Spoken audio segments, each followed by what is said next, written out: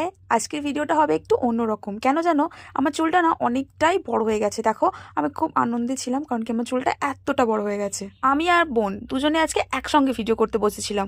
আর আমি দেখো কেমন ক্লিপ এনেছি।